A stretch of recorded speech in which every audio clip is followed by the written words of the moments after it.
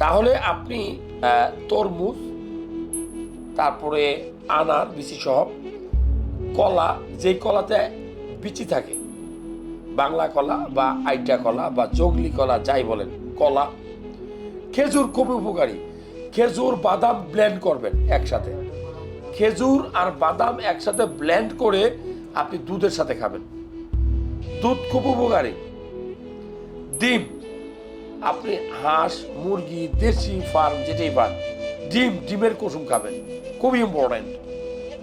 ডিমের কুসুম খুবই ইম্পর্টেন্ট, যে স্পার্ম গাঢ় করে।